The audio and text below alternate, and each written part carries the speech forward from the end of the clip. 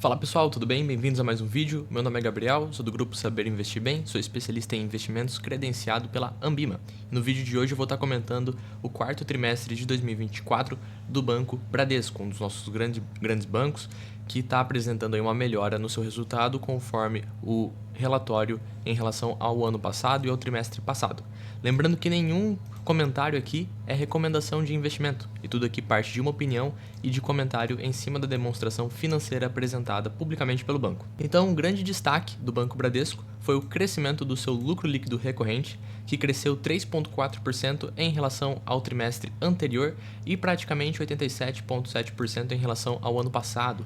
Todo mundo sabe que no ano passado o Bradesco e o Santander sofreram com alguns casos de inadimplência pontuais que geraram um aumento no seu provisionamento e aí derrubando o seu resultado. Mas o lucro líquido então do trimestre foi de 5,4 bilhões de reais, e se a gente anualizar isso aqui, daria algo por volta de 21,6 bilhões no ano. Em 2024, o lucro acumulado foi de 19,6 bilhões de reais, um crescimento de 20% em relação ao ano passado. O único problema aqui do Bradesco é que, em relação aos seus pares, ele possui uma rentabilidade bem baixa, enquanto o Itaú e o Banco do Brasil têm apresentado rentabilidade ROI acima de 20% e o Santander na casa dos 17%, o Bradesco está com apenas 12,7%. Mesmo assim, é uma melhora em relação ao ano passado, que mostra um período de recuperação do banco. Em relação aos seus destaques operacionais, a carteira de crédito, que é a principal fonte de receita de um banco, cresceu 12%, teve um aumento de mais de 2 milhões de clientes, isso é muito bom porque é daqui que vem os negócios. 99% das transações são realizadas em canais digitais, isso significa uma redução de custo da estrutura do Bradesco, e eles também comentam sobre um crescimento inorgânico, que seria uma aquisição do banco John Deere e o fechamento de capital da Cielo, onde eles recompraram alguma participação, aumentando aí a sua rentabilidade. Todas as linhas de receitas do banco cresceram. No quarto trimestre ele teve mais de 30 bilhões de reais em receita, aumentando a sua margem financeira, receita de prestação de serviços, e aqui a gente fala de cartões, maquininhas, enfim, tudo que é algum tipo de serviço prestado pelo banco, e também pela Bradesco Seguros, o aumento no resultado de seguro, previdência e também as capitalizações. Apenas de comparação, no primeiro trimestre de 2024, a receita total foi de 28 milhões e agora foi 30 milhões, então mostra realmente aí uma recuperação. A carteira de crédito do banco chega quase na faixa de 1 trilhão de reais, temos 981 bilhões de reais, crescimento de 4% em relação ao trimestre passado, e um grande destaque de crescimento foi a parte de pessoa física e micro, pequena e média empresa. Para quem não sabe, a atuação do Bradesco é principalmente nesses segmentos, na parte de varejo, mas também teve um crescimento de 2,5% nas grandes empresas. Qual que é o problema aqui? Que a parte de pessoa física e essa parte de micro e pequenas empresas tem a tendência de possuir maiores níveis de inadimplência e maior risco, enquanto grandes empresas têm uma inadimplência menor.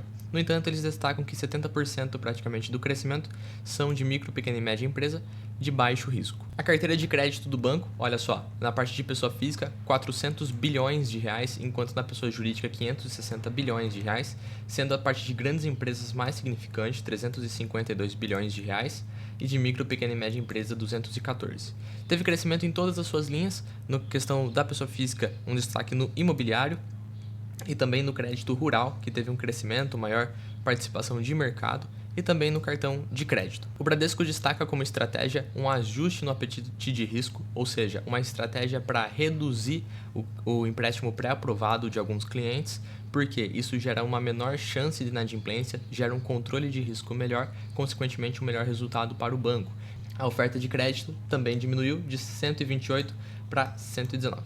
Um ponto muito positivo é a questão da carteira de crédito com garantia, que começou a ser mais significante a partir de 2023. Até 2022, a maior parte do crédito era sem garantia, isso pode acarretar em maiores percas para o banco, e agora 54% possui garantia. Sobre a margem financeira, olha só como que é o perfil do crédito da pessoa física. Temos uma participação bem grande para consignado e financiamento imobiliário. Depois disso, temos bastante em cartão de crédito e crédito pessoal, mas principalmente aqui no financiamento imobiliário, que foi um destaque nesse trimestre. Sobre a inadimplência do Bradesco, vem caindo tri após tri, desde dezembro de 2023, que tinha uma INAD de 5,1%, agora estão com uma INAD de 4%, seria a maior entre os grandes bancos, gerando uma maior despesa. No entanto, seus índices de coberturas estão bem tranquilos, bem sossegados, ou seja, para cada R$100, o banco tem coberto 169. A formação de inadimplência também vem caindo, já chegou a bater 1,4 no primeiro trimestre e agora temos 1,2. Sobre custo de crédito, hoje está na casa de 3%, que seria o provisionamento sobre o saldo da carteira, e ele vem caindo. Em 2023 tivemos mais de 10 bilhões de reais com despesa de provisionamento e agora nesse TRI foi de 7,5. Em relação ao ano passado, então, foi uma queda de 29%, só que aumentou um pouquinho no trimestre. Queria passar agora para a parte de seguros, pulando a parte de produtos e serviços. Quem quiser só dar uma olhada no relatório do Bradesco, para falar um pouquinho do seguro do banco, que a empresa, então, a Bradesco Seguros, apresentou 2,5 bilhões de reais de lucro líquido, com uma rentabilidade muito forte de mais de 25%. Isso é muito interessante. Olha só como que é a estrutura da seguradora do Bradesco em relação ao seu resultado. 3,3 bilhões de reais vieram através de resultado operacional, ou seja, na venda e fechamento de novos contratos, enquanto 2 bilhões vieram do resultado financeiro. As seguradoras são beneficiadas em ambos os períodos, em ambos os cenários, tanto no aumento na taxa de juros quanto na baixa da taxa de juros. Quando aumenta as taxas de juros, o banco ele possui uma maior receita financeira, porque o dinheiro que ele arrecada está aplicado em algum investimento que gera um maior retorno para ele. Já quando a taxa de juros está em baixa, é sustentado pelo resultado operacional, porque o poder de consumo das pessoas aumentam e aí elas precisam fazer mais seguros para evitar maiores danos. Em relação à Basileia e também aos dividendos, olha só, o capital de Basileia do Bradesco está um pouquinho baixo, 10,9 no capital principal, gerando 12,8 no total. Mas em relação aos seus dividendos, o banco vem aumentando ano após ano. Se você puxar os 12 meses, agora a gente teve bem parecido com 2023, com mais de 11 bilhões de reais distribuídos em formas de provento. O Bradesco hoje está negociado abaixo do seu valor patrimonial e com um dividend yield de mais de 9%. Isso acontece com um valor patrimonial tão baixo, um PVP tão baixo, por conta da rentabilidade mais baixa. No entanto, isso é bem abaixo do histórico do banco. Normalmente ele era negociado a uma vez o seu valor patrimonial e hoje está a 0,76.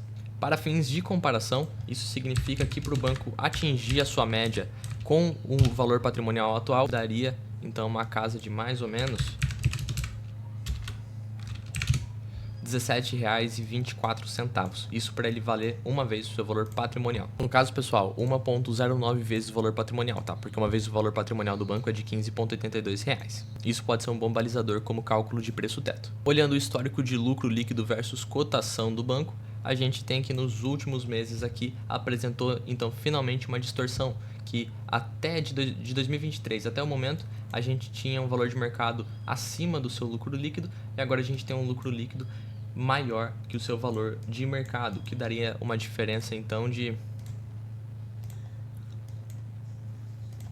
se utilizar ali 160 bilhões, daria uma diferença de mais ou menos 32%. Multiplicando pela cotação atual de Bradesco 4, a gente teria uma vez o valor patrimonial. Isso é bem interessante.